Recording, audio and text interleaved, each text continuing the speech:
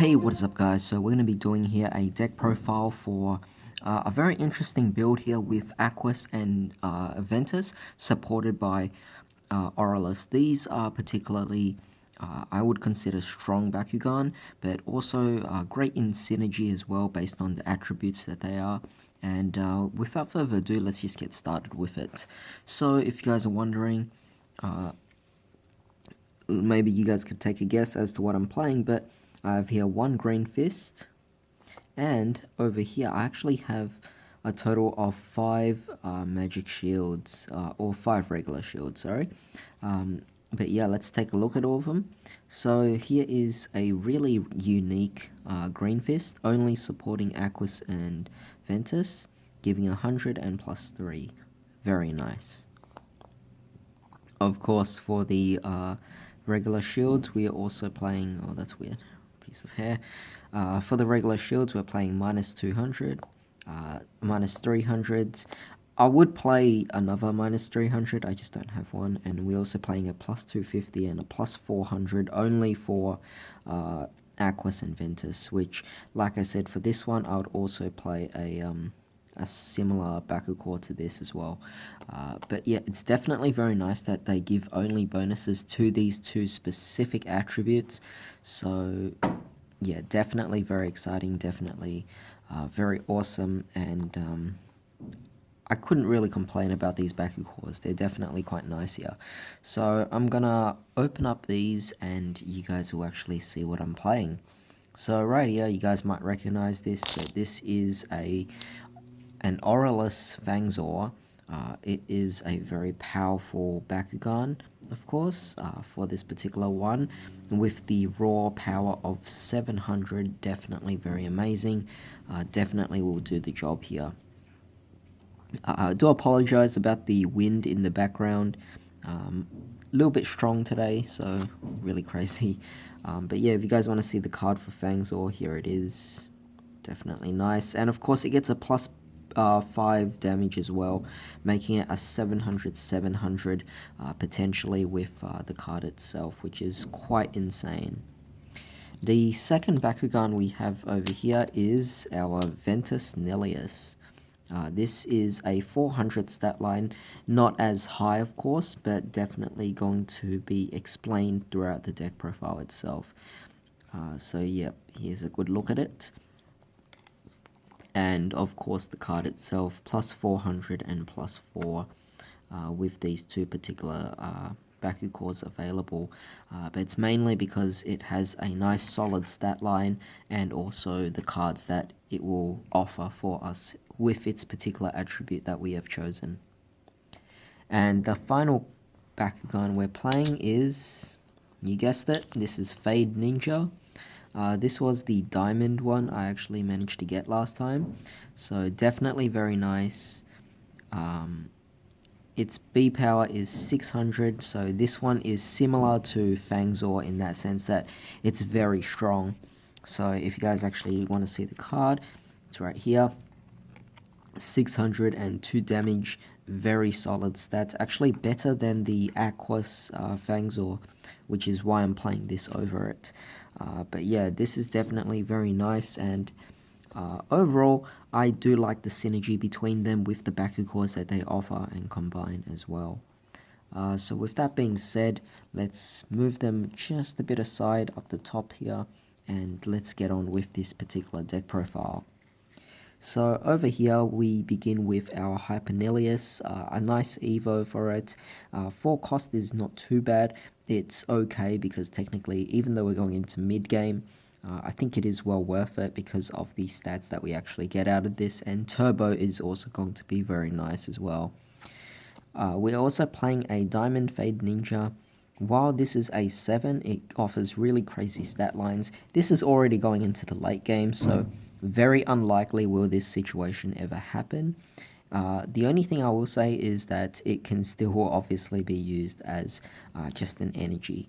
So if you draw this in early in the game, then great. But usually for this, I've only pulled it off once, which was definitely very satisfying, getting the 1800 and making it pretty much unbeatable, but it was in a very, very late situation, which, you know, as you can see, there's definitely going to be a few drawbacks to it.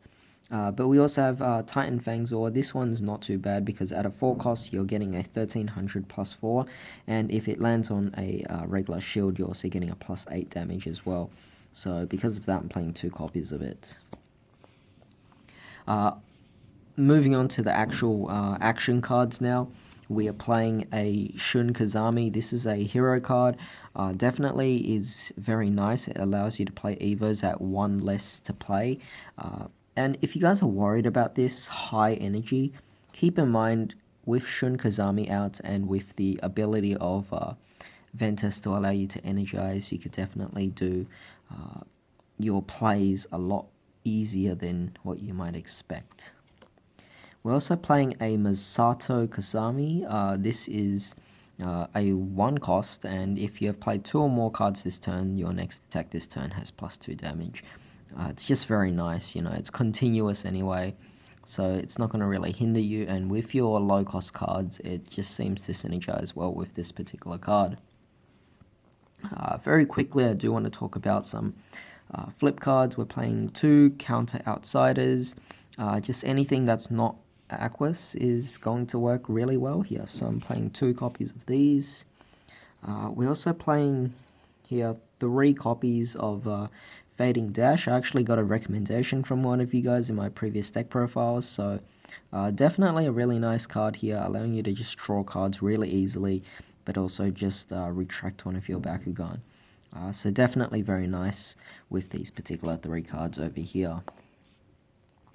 For the actual action cards, we're playing 1 copy of Think Again, just another card that helps with flow, of course, and also a 2 cost, very cheap. We're playing a Wave Slash, again, a very cheap card. Actually, we're playing 3 copies of that. I don't know why I took out 1. I think it was just the hollows that really distinguishes it. But yeah, 3 copies of this, very cheap. Allows flow, plus 1000. Just huge power to get over on your opponent. We're also playing 3 copies here of Tides. A 1 cost definitely helps out with flow, and like I said, the same thing with the Masato Kazami as well. 1 Icicle. This one was a very interesting one. It just gives you plus 6 damage, so sometimes you just want to get into that situation where your opponent's literally about to lose, and it's the final card that really just finishes them off.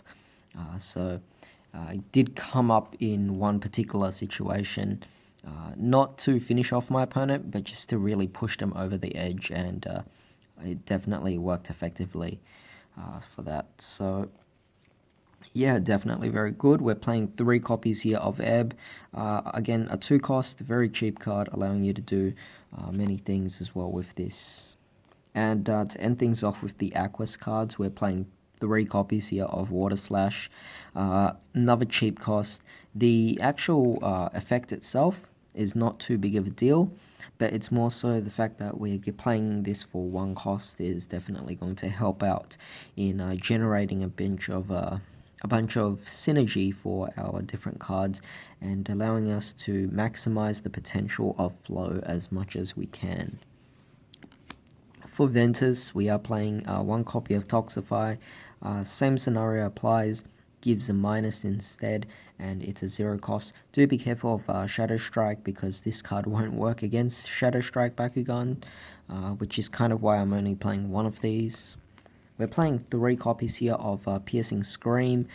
Same thing applies. It lowers B power, which I think will be more significant, but with Shadow Strike Bakugan, you gotta, you know, sometimes it can make this card pretty useless in that particular sense there.